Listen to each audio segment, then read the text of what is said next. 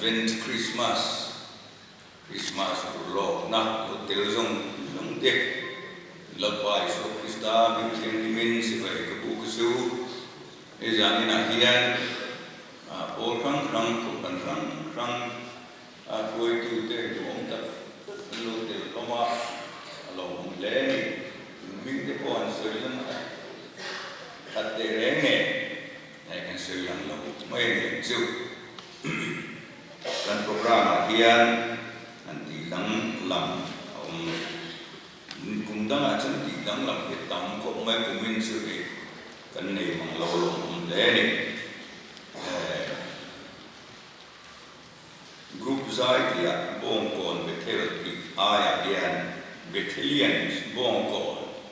thì đang làm cho nên là bạn mình cả battalions bông còn giải thì là gì đang là DCM Central Church thì để thành tu tết nấu thầy đôn nấu lẩu maya mà rồi xưa việc phải là cái này họ cần làm lễ này đến ITI PCI cuộc lần Pavalai Paul hi program thằng anh này lễ vàng in anh đi sẽ vào hiện thành tích sự anh xuống nuôi đồ này ông ta cái này đằng thế rồi xưa tổ khen anh đi ông quý thì cho nó bằng lễ đắng thiên thủ cần xưa ra ngã cho mình đùa chuan Lieutenant Colonel rồi mình thằng cần office superintendent on the trong trại để tụ rin cần xóm đồn nia chân xin trả lúc bác sĩ cũng đi sang liệt trăng sang sông đi thiên thui lâu mai ám bụng tên su miram phê cả suan miram phê tu thiên homa zana an miram ho an phê nga hu la an riat sila tên lar pa van te ko pakhat an kia nga lo tinga lar pa ro pui nei an phê chu ar su nga ti chuan an la e ma kan sang an tu chu ni tin van te ko chuan an ne na lao su ulang ngai ro mitin ta tu chân xin tra long em ko en chu ni puina hian in ta davida ko cha dam tu piang ta la Krista chu in hei tan sin se na tu ni nau sen tuan tuam ran cho pe na thei ngamu in buang tia đến thong lệ các van từ công nghệ đặc chuan và là mi hồ quý lục ta chiến mà thiên anh phục cả chúng nung bê ra thiên hồ quý ta kinh hùng hồ xe lấy chúng à long em bị linh cái này là tu lên hồ xe anh tia thu cần xe lợn quan cần sa tan mặc sổ hồ xe thiên chỉ phải cùng in cần vai đầu đinh đẹp luôn trong trại lập bà chúng bèกันPhật thiên đâu quý là em kim thị thị và chúng sáng ta cắt lên mình thiệt gì ý hi kan ngày tua tàn anh mà sẽ lập bà chúng là hiền kan nè na ngay cho mình rốt trên ý đùa Mishinga lokalin chandak tunani so Krista chukan nena alo pianta ka bangin zanina hian min kan paka chibai kan bu ka che ro puile choi mo da zong chui ta ro pi se ke ni rim fa hian ka thin lung hi boin nan maya Roma Borlopo aloni theye Masea ba zanina hian in ne na nang chen ni dua ne na tin lung honga bian te ne na chuan lapa nang chu iro che thi na in la thi na ni ti kan thi he Chúa cho saya hiện hệ program đó tất international media evangelical ministry thế nào nang ma chỉ bay buông nang bê nào yang Isu Krista join moi na le rom na program kan man hi laba nangin min biha min siat kuya minom piti hi kan thia e rom thu kan soye mi fing tiang khan sai na hin laba kan me ro bo te hong tur in kan thing lo ni the ma se kan thin lung hi nang ma chi bai bu na honga in pol ho na thiang ni ma Sarap thiang ni ma po la kan ok thei na tu ren he kan ko re na thi tom zong song te hi ro pu nan ine na kan la ne mitin ne na nang lo se nga kan si nga hian rem thu ne ngin ron chen non da che Lord Yesu Krista ro pu ne tu ren ine na kan la ne Lord Yesu Krista mingin he mi ka di le amen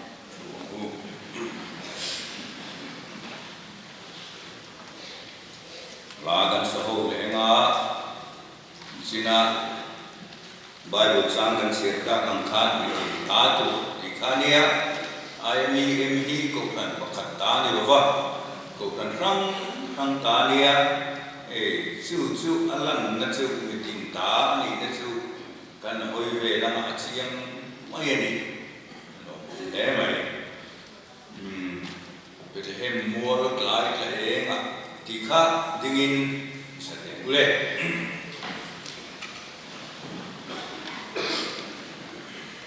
Oh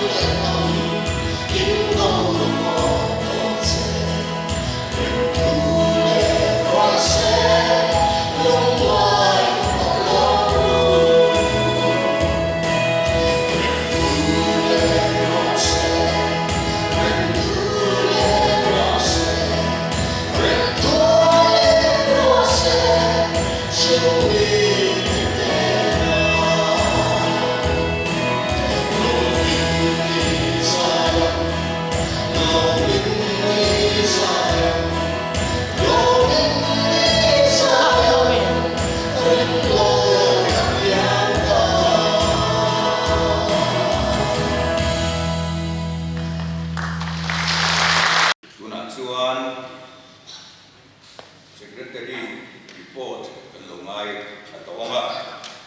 in tholom kondan tu chuncha ko khan sui chiang lo sila ange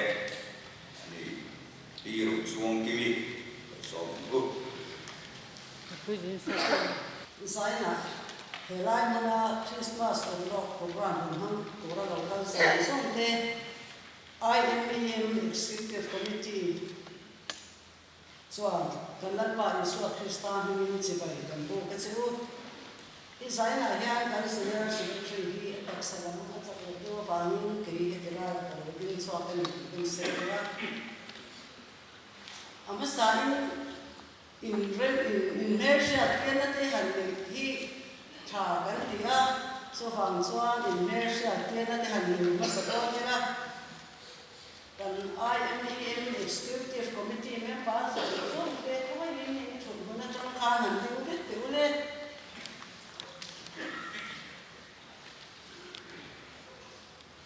kan chairman ko hi ko mai han te le te se o khan te kha ole kan lo me human wing lam bang te ni han ku ve se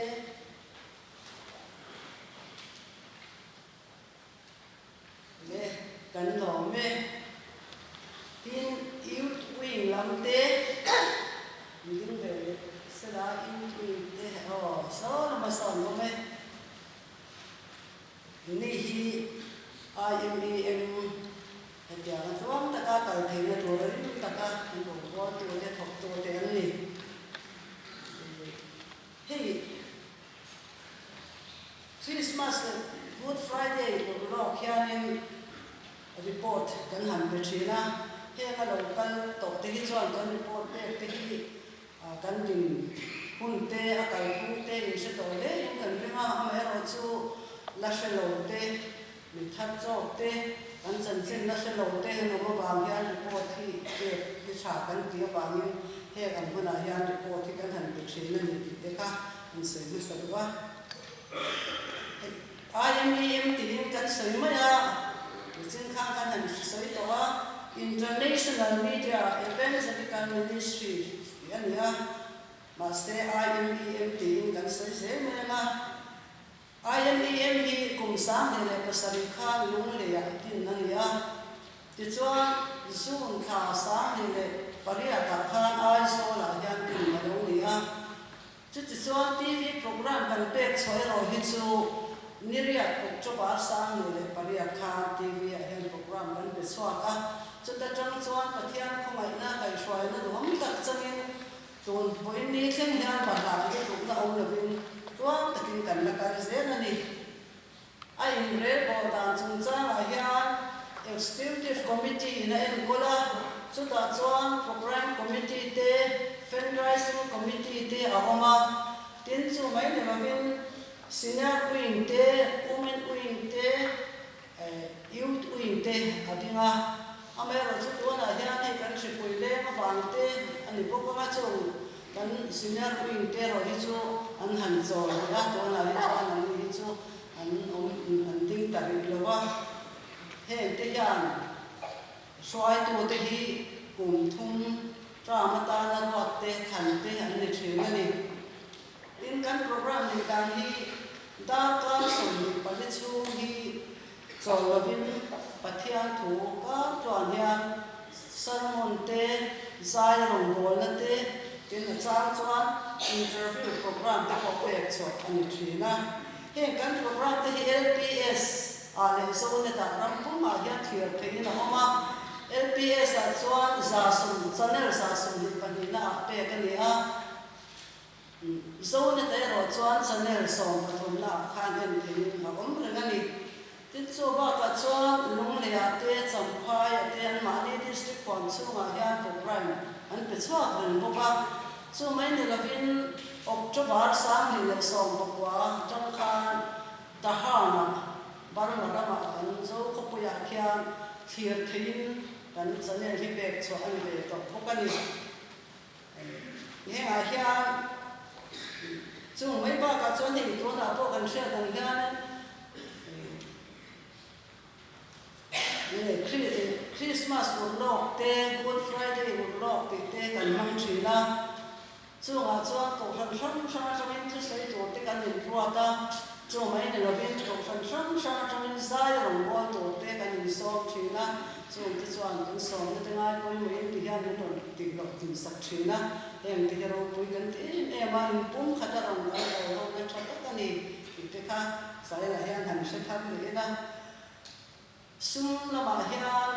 at the other time in the United States and mi chanim ngai ten donation te anun da tin member te in te chuwa ka chuan memorial gift te kan tia faith promise hatina ron pe te le khon te kan ni te ania heng ba ka hian kan fundraising committee te an chang ka me ma kan women wing ho te sung na sa takin an thok chuwa ka chung chu kan in en kol na ani khol thil te kan man ruwa te ania chiat kun te rom thina chuan lo chiat tang chan ko chuan mi in be mi thil phal ten kan khol sia te ron mi ron be a khol thata khi kan nei le mai thin te ya ro pe te em ani tin he ba ka hian em lai kwa min thot rat tu a ru pol poi mo kan ti thin te LPS le so ne ten a thawlin lai pa thu pon so na channel hi min han very good maya chu yang chuan he ang hian rong bol na poi mo tak pathian te soi chon na te zai rong bol na pek so na te kan nan nei theya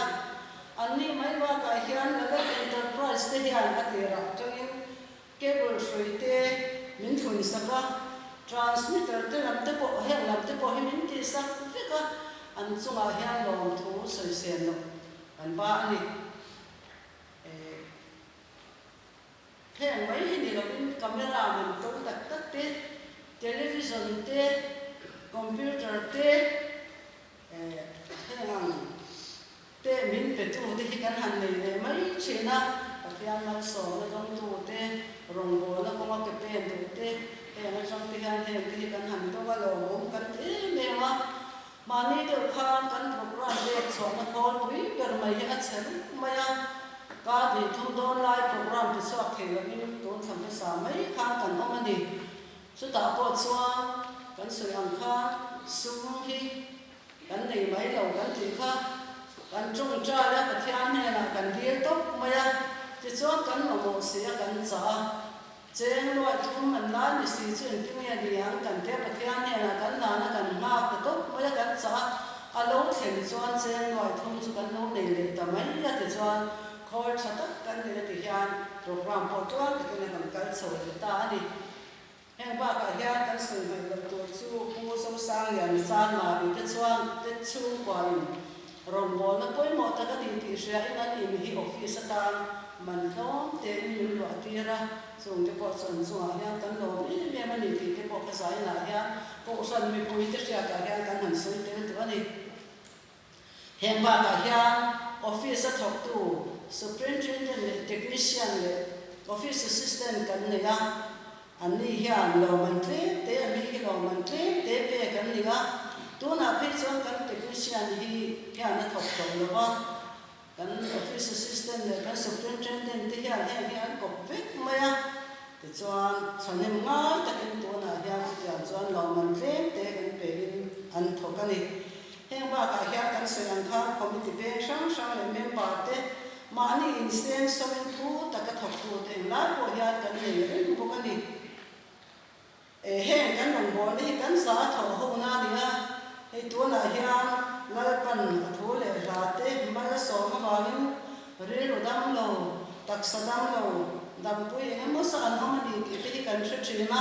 heng hian min ti lo mi em thina tu na ko hian chung trai na te counseling a tengin rong bol na wa ma hi dal pa ko da lo tu mi em mo sa mi si sang sang kan nia suan na ti boy te nu ba ka thu boy te sum do na ma thar sat na nei te chu ba ka to na har sat na che sang sang wa mi office te ron pa na a then chuan zan report se la min phone te ron bi ta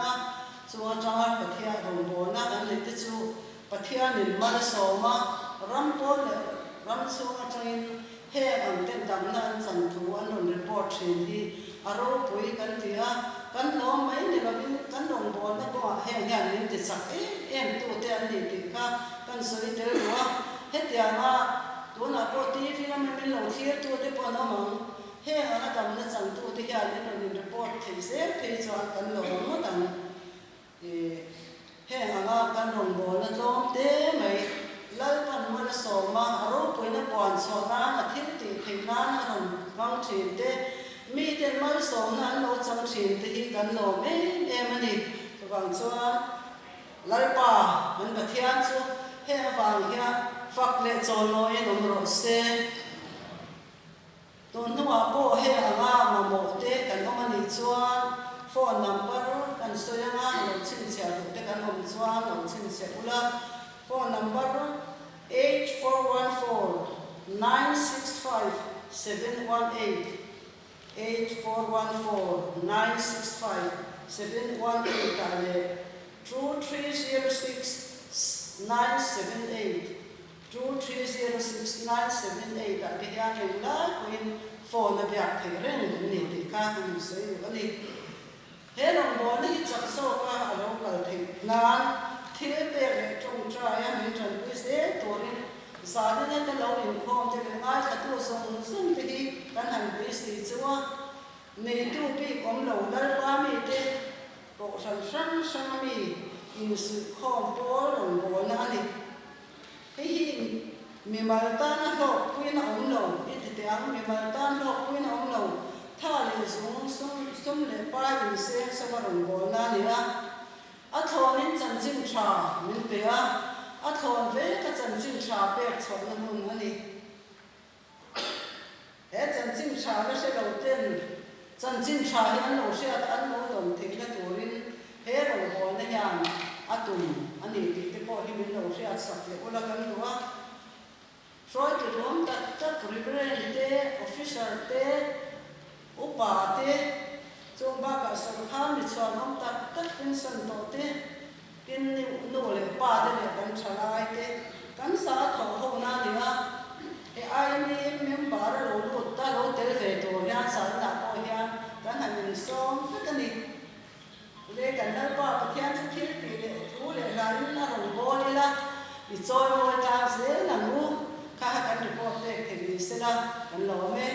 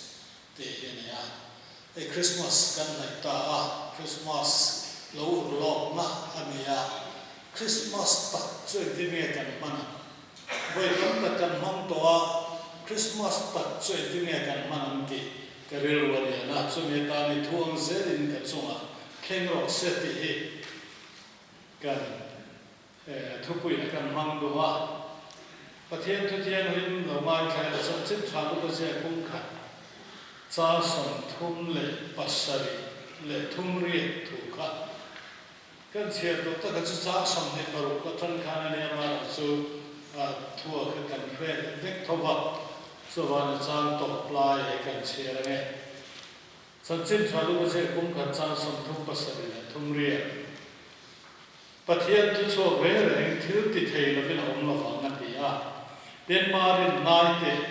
lalpa boy lu kani ithuang zelin ka chunga thleng ro se atia den va tu ko chu ata kan san ta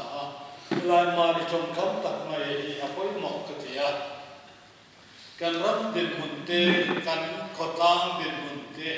chu kwa la me mal nun te ka lai tua ka soi phok chin chu kan ram hi adam na bani kan ram hi nak na kan ve ni chu chu tak sa le thla ra ba nak na kan ve ya chu chu zo zel ni da poin alangin ka ya chu ti lai le lama rom bol tu thatak tak te ring tu thatak tak te chalai tam tak an loma ma ro chen ye na kan kal zel ni chuan tu na tha da poi kan thalo zel mai a te la thon na te awmani chu wangin Christmas lani so Christmas piang hi chi bai kan bu ka ti tak zeta na kan in to lu the na tu chuan he tu ya poi mo kan ram hian ham mo ni le kan ai to lai kan lu om chu mari nunina atong thila hi kan ai to wa van te ko Gabriela lo kala chu chuan na apai tu thuaron khila mare hi nula thiam lim mania pasal nei tu ne hual lai nei ania he anin hual te nge ta zula ho chu atira chuan nau pang an ni lai ya in rem na an lo ni to a khat ya an lo pui kin ho an dam zel ni chuan in nei tu ra in rem na an ne ya an dam zel ni chuan chu tiang lo pui kin du na ni chuan ani nei ma kum khat vela in hual na an siam saka chu in hual na chu an da na chuan nget tak ani ya Deuteronomy bu som di ban te kha nge ni anin hual to nuwa chuan nu pui tian an soi tok mai ni la om du lo ma salam in khata la cheng du lo ma sala nu pui tian soi tok mai ni tian helai po khan nu pui trong kam te po kan huwa sat tian an chu ni an nget to chu wangin helai van ten kovin naw pai tu aron khila hian ka zo ngai tu pu hen ni ka in bo sa la ko hian ka ngai tu na kuma ne ngai tu lo un bol pui to Josepha ne ya adu po du ve le in keringa anin ngai no hia bin keringa anin khalel hia ba ma se chu ti lai na ba pai chuan an ta na chuan Josepha hian ro ren tu te ne na kalin adiglo na te abok siat na te khil vai chuan an de grup don ani lo ve poin thian khoi ne mo anin hual na kha su thei ania chu chu lu ka ban san na ani eng po ni salam mari hian apasal hual chan non le lama pathian na tho thleng lo ni sa achan nge nge aman na po chan chu ang te ka lai to naw i pai do han ti kha chu ka du lo ti mai lo tak po ni a te chu mai so lo ni la fa khotla na amol pho dan tu ra kha mi na an trong kam chetin re a chu an ron cha chu tu te po mai to ve ka tu fa nge pai a le chu ti khati a chu ai chema chuan an ti thei ani ti a pe ve tin chu ti pia la ma chuan an nu le pa le u nau te kha ni tin ta dong som mo ani nu lai nau pa pa ka kha pai ti tu an khe ve tom si lo chu wangin khalai mare din mu na ka zo lai tu a har sam ma me ho ka ti Kang kan khir kwal se Josepha te khir kwalin chelum khoven te a rolen tu te han khirin anu le pa le hu le na te han ngai tua salam chon ka pai lo mai nge a pai chu sa bom vi ma se le van lo a fa han pai chu sa bom vi ma sala a ka ti lo ka pai lo mai an ti po ni sala a om ka ti pui khop mai ta chuan mari hian chút yang ang tak har sat na a chu tong don ti a hia chút ti chung chuan I thuang zen ka chunga thleng ro se a ti na chan na hi enge niang ti ka zungai tua ni van ti tu Gabriel hian a pai tu kha pai tu ra ti tu a hi pai tu ra ti tu a hi chung nung bera ani engkin ti ti ani engkin chunga thu nei tu ni chumi choni ti a ki fi chianga pai tu ra ti tu a hi lele van lal pa lal ber chung nung bera ani Jehovah ni chu hi la te chu mai ne la ben a pai tu ra po chu chung nung bera fa pa ani ro lal ani ro na aramin kin ni ani ni la ba a pai tu ra kha ki sian mo ka ta chu ne te hian kan ro lo la chu ma ni hian a kham pe zong en thil thil lo Josepha angai tu ala ba anu le pa le nu le nao te ngai tu ala ba an sa kho da ne po ngai tu ala ba an kho tang dan po ngai tu ala ben chung lam a thlir thata thu ron soi tu le an ne na ron pom tu le a pai tu fa chu lam chu a thlir thata chu wangin a ma ka pai lo mai nge ti ha chu a te lo chu zong aya lu so chu a pai lo na ni ti a khia chu tak mai chu ka ri ro ma chu ni a Christmas kan mang do na Christmas ur lo na ania Christmas kan man tu le ke ni chuan a kham thei zong in le lama kan ngai tu na kan kal rim lo te a chu mon chu kal la ba a ngi mo ngi ni thom no a te mo ni a ruai a te mo ni a kan program le kan ngai tu ni a kham thei zong a kala ba in chu lam o ngai tu la vin chu tian chu Christmas kan lo mang ral nen to tu ka chu chuan kan lo na hian lom nan ta ke mo lin nan ta ke mo kham wan nan ta ke mo an lo pom ta khian thil ti thei nai mo lo thleng tu ra hi a thleng thei lo ni mari nu na anun khan thil la naw apaya ma se problem zong chu chung lamin a chin fel sak vek kan Josepha ne na ko vati ko atira ana pa avan khan nual suat lo tu ren apila Josepha ko la pom me satian chan an pani khan chiar ni ko kal dun don chu wangin mi in eng man khelo lam pan alia khu tlat tan kan rama hian ni chin kan soyan khan le la ma chon ma mo kan na du kan wa khan tu lai khovel din bula pe chun he kan a ka soi fo china kan san na pe tam no ko stroke ti te re e mo a tam e ma ya kal na pi dialysis ala a pi khiet tu he tam no tu kan rap ni taksa tak pon kan dam no ba te khara lam na pon kan dam bok tam berhe tam na songin sumle paya tam na omen kan songa an nei thei na tu ra ni phot chuan mi pa te mi nu te mo rum dol ma se la kan poi ki la ba mi te lo fa ra dol po ni se la kan poi ki la ba ni e ke ni ka kan house phot chuan house na sumle pai le ma chuan rim na lo na kham wan na kan ngai thara ba hian mi tam ta cha chila ma chukan zonga ma se kan tam ha se la kan rim ha se la aum zia chu a kam pe zo ma thil kan ngai to na kan thien na hian hei kan muwa bible a kan muwa tel ko pola hian soi chia na Korinthon ni bungli chan sop tor kan en chuan kan pola mi ri lo ro tel tel ma sa kan chu lam mi ri chu ni tin siam thar zel nam zo kan a tu na kan hiam ne ta kan ron pui na tu ne chuan khai khim thama po kan ron lo thil mu thei te kan en lawa thil mu thei lu kan thil mu thei lo tu kan en so sia thil mu thei te re lo te ta ni thil mu thei lo te ro chu to na ta ni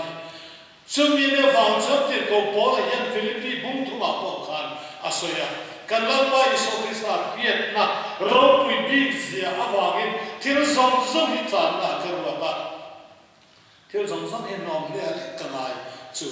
chu lam ma thira mu thei lo wa chu thira chumi ne vang chon he khover hian na ti boi lo ba anun khover hian khamong takin lu oi takin hausa da bethel da kaile kwarom da ril tramong da thulu ke ka re chok to egang point o me ka lu ma oi to ke chu chunun tak mai atan chuan pathian afa pamal nei chu ne min pe ni chân chân thang song sia bung thuma khan sang song pasari ka pathian in khovel amang ai em mati azia sang song pasari khan khovel chiam lo chan tin turin pathian in fa khovel atiro khovel amma ava andam hai na turin atira ni zo kan dam na turin pathian in afa pamal nei chun min pe ni ti ama nge min pe chân chân thang song sia kan dam na turin mà sẽ nghe tiếng mẹ với tiếng cần đậm cáiนั้นsoi ta cần khá nên là mà chọn Christmas à để bầu ruột ăn nồng hết chuột cả à thòng nọ mỗi à cần pha để cái thòng nọ à cần ra câu khăn nặng quên à cái này cần giải tùy thiện à chú lắm à khám thế giống cái mà ní program thì à tâm nước tụ cả chú lắm program mà đi quên một lái cả chú mari ka program ni la ba chulang program ai surrender tok mai chulang program ho thin the na turin an kha lam tok mai sacrifice ni chuta chia chuan Christmas ta chu al khen ti kan fi le na ma chuan lali so Krista pian na mi khin ne man nun mi thil khovel mai to da na thil ro pui le nuam sa ta khamon nam ta mi mam ta ani chuang lo ne mari ni po kan khia kan he chu som ze na nun lim ta kan he kan lo tlan mo pui lai an duai an mam a nu pa ni pi po kan ma salangin ama mari kha tu na china thang thar zong suni ni lo mi ti do na ni ye chứ căn hộ thì bùi phạt bỏ lâu cả lên dân là hiện xuất hiện ăn tất cho phát hiện mình bê tùm mà hiện mình bê lâu là hiện là lý do Christa chứ cái mà đi nữa là tất cả lâu khen thấy nó đủ cho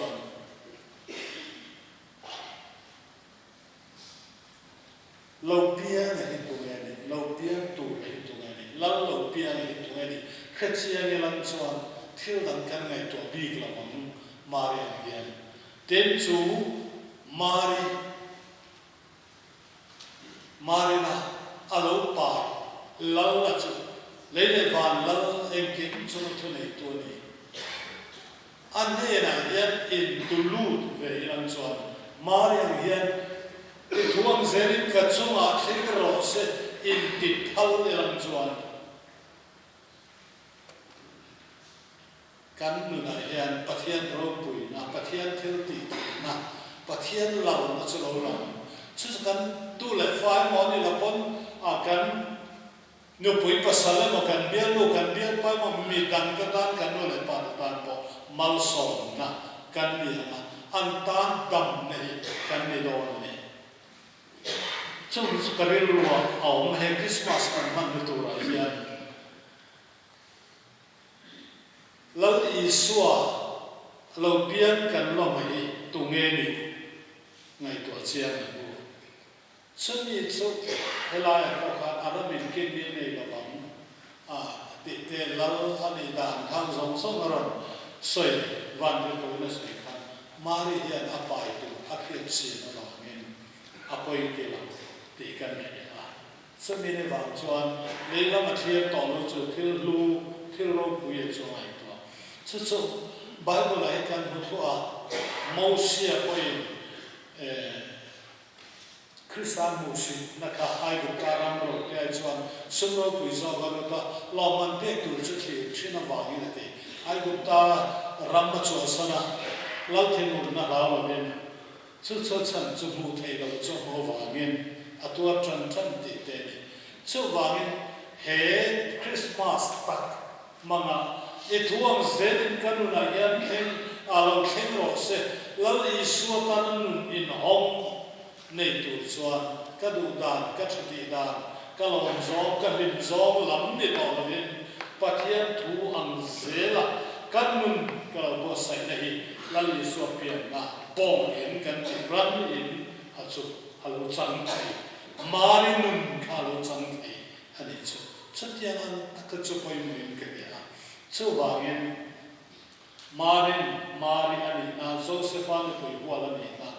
akal sana awule naule nule pa te zong kalsan angai to lo chu mol pho na ma chu ina ina an thin bur dan tu ra ngai to lo ba chu a thil khia lo piang tu le chu a soi tu ro pui zia wa pui ni ro se e thu ang zerin ka chu ma thing ro se ati nam mani chu ta chuan khovel changam tu chu alo piang ta alo kal ta chu wa in zan na yan ke ni po chu tiang ta ka Christmas kan man the ni tu chuan in ngai thom in ril ruai ngai thom te ne na lal Krista alo piang ta atian kha chu ta chuan pathian fa pa ale so Krista piang chu zanina kan ta lan pi thu ang zen in ka chuan theng o se ti chungin he Christmas se lo ta ka mang tu yen thu cha ka na sui te kan sa ta na pa mang song song o se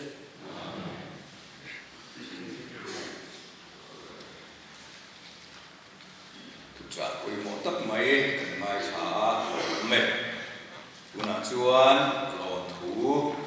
soi turin IMEM Vice President Lieutenant Colonel và lâu tha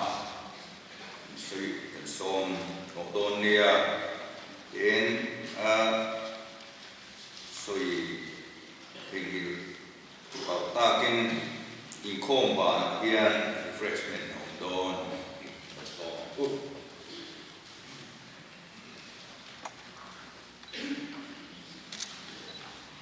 Isanina long tu soi na chan vo hi ka kuta an tha ve a sin ka tu man sa ta ka bo ta na po re ka le ya thi ta ka pian na khuwa mo pheng la ba kan pha ta wa ma se kanin bia ha ne va po de sio kan na vin ren san song na va ren sim ko sa na tu sa thang hian kan tran le ton ta kan son hat ma ya a ku se chu kan ti toi chu ni ruanin ko le na ba chuan sai na hian helai te le pi ka cha khop ma ya chu wa chuan kan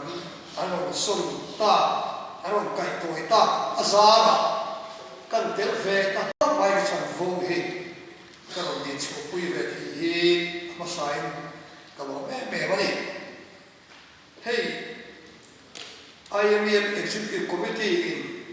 in hun mang pu hen kan rela kan phur khom ba ti ngai chu kan du kan phura hey mi kan en tula ke ni ho he pen sula kan ni vek po ma ya rồi te kan to ho ba ya kan de mai te kan di to a kan ngai tu na po he tu lai to phak lo amai ra chu tu lai mi te pha hong bo me kan du ve si ya rồi là hiram in thắt phun ta cha tak si in kan am re la he ti chuan min khen tu ren BCM Central Church ai zo hi kan an phota rang de main an lo ai tua an rem ti ya kan lo ne ma ya tin su ti ne mi kan ti chan pakhat po amana lai ni ba pa biegin hi thar lam tak ba ni de ko ho ka ani a mù tôi bây giờ cái có cái khô về tôi này mà được à khan mù tôi bây giờ nó khô mà khá để cái lòng hoa chú hoàng xuân lại đi cầm sa khô mà anh nên hát số xem một bên công phần committee mình rem ti sắc thì thằng lố khổ mà thì nằm rem ti mấy con này và dài rồi nó thế anh cụ ta mà asring te anh cụ ta mà tin chú ba cả cho nên có bà là nên kan zavai ta in refreshment thì ai mình tum lo ven Central Church here mình tum sang lệ ta dễ poka hun lệ ba lệ tha lệ tùy ba cả số lệ bài tắm thật xe lên ra hiền mình thêm à kansak lệ kan mu sak à lệ kan phurang ngay hay vì cái món hoa Christmas có mấy thằng chưa chơi đồ đấy bây giờ là đi cần vào lồng bè BCM Central Church cổ phần committee này member số tự chủ in phần này in hôm nay in hôm nào vào in lồng thu sẽ là đi cần sửa này tin chưa là sửa này các chúng ta kinh anh thấy cái món Christmas này program tấm tổ xia tia za pol de turang lai hi kan ruata zai pol le mi bal zai te he za hian kan som te si nga zai pol panga te kan ku a chung chu IPCI ko kan avalai te ten upper public PCI ko kan zai pol te the leprosy mission choir te ten the Social Mission Central Division Songstar te in Nazareth Pastor Bill Zai Paul te kan kuwa kan mai kan ni lamong sumo kan lo me tin group Zai kha battalion ti te bong ko Pastor Bill Zai Paul isu ke committee ti chasi ko mai tu ba de khan ka pian than la ha anu reba các biện pháp giả là các lão bùi lại văn động thọ các lão bùi là khác cho trong khán khá là khác các làm tu khoe mẹ học thì là khác các biện pháp là sống sari còn cũng các biện pháp là vàng răng cũng có số tất cả mình cùng tu vào đây để khôn đã cũng có một vài in ít rất nhiều cái làm giải khó mà khá là khán giả mi chọn làm tu sống cái giúp cả giống về mà giúp cho cái những có mấy mà những cái này cái cổ chỉ có lại có khá hóa trong khả nên phát hiện hiện những cổ cho trong số những bom cổ phim ăn tí hiện cái chuyện lúc đấy không phải về phim cái này bom còn giải bom thì phim kia chứ còn số nên thằng nó hết vậy cái này rồi là kiếm thế lệ rồi thằng cái bảo tu sai đấy lại một cái lúc hiện này các khi thăm lịch chắc hiện giờ là cái gì hay sao lại là tốt để mấy hành biết có thế là lại phát đến phố ở hiện nay thì chúng ta phát triển cả em về mắt thế là TV thì hiện những thì bạn thì hiện nay thế là lại cái cần lại phát thì ông thế mà em ai tìm rồi quy tắc tất và thiên khả năng thiên nhiên cầu tăng mình tu ra rồi mình về dùng thế vào hiện sẽ là hiện lòng thứ kan sui ani ichuan ni khuwa vota tam per ichu two wheeler lo kan ni kan ringa ke po lom lo chen ka lo kala zo hu pheger ka hong ka kuti hi khop ma ya hi cham mai kan ti a vera ta ka tangin ka su plan te ni kariwa two wheeler rin khu fok tak wa ko wat in lo kala hi kan lo me ma ya nam ma ni tong hian thara mo so na ti sa ni thara ba kan do ma ni ti sa na hian kan sui wa he ko khan tele in sa fa chuwa ne program ki lo kim thei zong te chuwa cha na hian IMM chuwa thin lung takin lo tu ko soya lo pan mo so vek cheu sela Christmas le kum thar hun lo mo tak lo taka pathian en ram du turin du sakna kan ma la chu alo me le kan zain u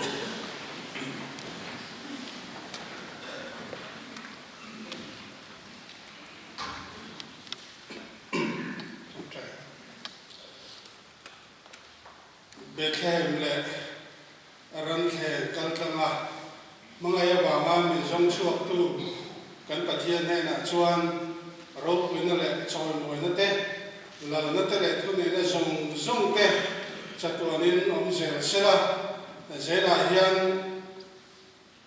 achia ro kaltanga Christmas tu cha ngai no tak mai min tuan chua sa ta te le Zaya Rambon Ram San Manga Min Tiam Him Fakna Kan Ngai Kap Tak Zong Te Ka Redengin Kan Tin Lung Ro Bom Te Honga Christmas Wom Tak Le Him Tak Chu Mang Tu Kan Long Ni Treu Te Na Tu Rin Pa Le Fa Pa Le Kharao Thiam Him Pathia Le Kim Ti Thea Om Pui Na Te Chen Chiu Na Te Mal So Na Te Chu Ako Ran Ho Te Ale Rinaram tinakan chung tanena tunale kumkuain lawang zero se